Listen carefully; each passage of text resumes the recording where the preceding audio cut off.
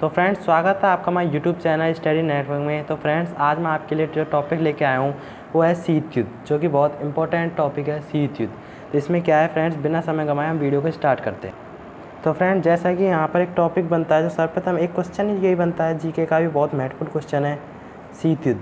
शीत युद्ध किसे कहते हैं? तो फ्रेंड्स, शीत युद्ध क्या है? जब दो या दो से अधिक देश, दो हों या दो से ज़्यादा हों, दो या दो से अधिक देश आपस के मध्य क्या है, दोनों के मध्य जो वातावरण है ना वो उत्तेजित या तनावपूर्ण हो जाता है, यानी कि क्या है, डिप्रेशन वाला हो जाता है। डिप्रेशन यानी कि तनावपूर्ण वाला, अवसादग्रस्त हो जाता है। तो उस स्थिति में क्या है, जो मतलब लेकिन तनावपूर्ण तो हो जाता है, लेकिन वास्तविक रूप से कोई भी युद्ध नहीं लड़ा जाता है। तो इस स्थिति को क्या कहा जाता है? कोल्ड वॉर, शीत युद्ध कहा जाता है फ्रेंड्स। तो आप समझ गए होंगे शीत युद्ध क्या है। अगला आता है इसके रीज़न क्या थे शीत युद्ध के। और मैं आपको बता दूं, जैसे जो शीत युद्ध की स्थिति थी वो यूएसए और यूएसएसआर के मध्य थी। जानते हैं आप, अमेरिका और सोवियत संघ। अमेरिका में उस टाइम बहुत सारे देश, यानी कि नाटो में उस समय 12 देश शामिल थे, और इसमें यूएसएसआर के उसमें क्या थे, 15 गणराज्य शामिल थे। तो ये एक इम्पोर्टेंट क्वेश्चन बन जाता है। इसके बाद देखते हैं इसके रीजन क्या थे शीत युद्ध के। तो क्या है, दोनों देश यूएसए और यूएसएसआर, इन दोनों देशों के मध्य क्या था, मतलब तनावपूर्ण था। तो महाशक्ति बनने की ओर थी। ये तो बोल रहा था कि मैं महाशक्ति हूँ, और ये बोल रहा था कि मैं महाशक्ति हूँ। और क्या है, जापान पर परमाणु बम है ना, जो परमाणु बम, एटम बम गिराए थे, वो भी इसका एक प्रमुख कारण रहा था। दोनों देश एक दूसरे के विरुद्ध प्रचार प्रसार करते थे, ये भी इसका एक मुख्य कारण रहा था। तो फ्रेंड्स, ये इसका क्या है, कारण थे कि किस कारण से शीत युद्ध ने जन्म लिया। इसके बाद आता है एक very important question, Cuba missile संकट। क्यूबा मिसाइल संकट बहुत वेरी इंपॉर्टेंट क्वेश्चन है, बहुत बार पूछ लिया जाता है। इसमें से भी बहुत कुछ क्वेश्चन आता है। सबसे महत्वपूर्ण क्वेश्चन तो इसमें यही आता है कि शीत युद्ध का चरम बिंदु क्या था। शीत युद्ध का चरम बिंदु था वो क्यूबा मिसाइल संकट ही था।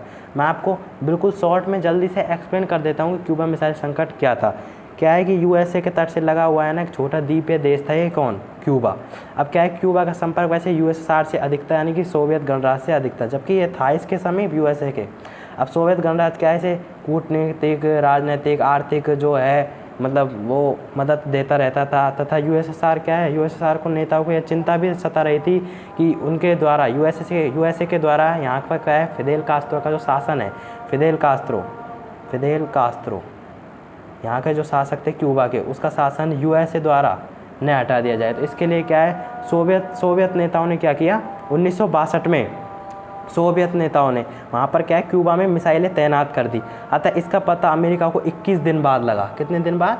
21 दिन बाद लगा। अतः क्या है, अमेरिका के उस समय मतलब जॉन एफ कैनेडी वहाँ के नेता थे अमेरिका के। तो उन्होंने क्या है, आदेश दिया कि अमेरिकी जो जंगी बेड़े थे उनको क्या है, उनको मतलब आगे कर दिया जाए, और मतलब ये जो यूएसएसआर के जहाज़ है उनको रोक दिया जाए। अतः क्या है, दोनों देशों के बीच जो क्या है, बहुत युद्ध का माहौल बन चुका था। अब ऐसा लगा कि दुनिया परमाणु युद्ध से नहीं बचेगी। अतः इसके क्या है, लेकिन अंत में ऐसा नहीं हुआ, कोई भी युद्ध नहीं हुआ, और जो विश्व है वो पूरा परमाणु हमले से बचा रहा। इसे ही क्या कहते हैं, क्यूबा मिसाइल संकट कहा जाता है। इसके बाद मैं आपको द्वितीय विश्व युद्ध, यानी कि जो सेकेंड वर्ल्ड वॉर था, उसके बारे में थोड़ा सा एक्सप्लेन कर देता हूँ कि जो 1 सितंबर 1939 से प्रारंभ हुआ था और 14 अगस्त 1945 तक चला था, ये द्वितीय विश्व युद्ध था। इसमें क्या है, ध्रुवीय राष्ट्र और मित्र राष्ट्र। ध्रुवीय राष्ट्रों का नेतृत्व तो आपको पता ही होगा, जर्मनी, इटली, जापान कर रहे थे, और मित्र राष्ट्र में थे यूएसए, यूएसएसआर, फ्रांस, ब्रिटेन, ये सब थे। इसके बाद क्या है, 6 अगस्त और 9 अगस्त को हिरोशिमा और नागासाकी, आपको पता है, वेरी इंपॉर्टेंट है हिरोशिमा नागासाकी। ये क्या है, आपकी बार बोर्ड एग्जाम में पूछा गया है, 12th बोर्ड जो आरबीएससी था ना, उसमें ये पूछा भी गया था, हिरोशिमा नागासाकी। 6 अगस्त 9 अगस्त 1945 को क्या है, यूएसए ने इस पर परमाणु बम गिराए थे। इसके बाद क्या है, इसके बाद द्वितीय विश्व युद्ध का अंत भी हो जाता है। इसके बाद क्या है, शीत युद्ध की शुरुआत हो जाती है। अब क्या है, विश्व 2 गुटों में बढ़ जाता है, एक पश्चिमी गुट होता है, एक पूर्वी गुट होता है। पश्चिमी गुट तो होता है फ्रेंड्स कौन सा, एक पश्चिमी वाला, वेस्ट वाला हो गया, और दूसरा हो गया कौन सा, आपका ये जो है पूर्वी, ईस्ट वाला। तो इसमें क्या है, पूर्व आपके वेस्ट में तो हो गया यूएसए, और इसमें हो गया यूएसएसआर। तो अब ये 2 गुटों में बढ़ जाते हैं। अब ये क्या है, एक तरह से एक दूसरे के दुश्मन हो जाते हैं। तो क्या है, अब ये दुश्मन एक दूसरे के हो जाते हैं। तो इसने क्या है, नाटो बनाया था। आपने वर्तमान में खूब नाम सुना है, रशिया यूक्रेन जो युद्ध चल रहा है उसमें नाटो।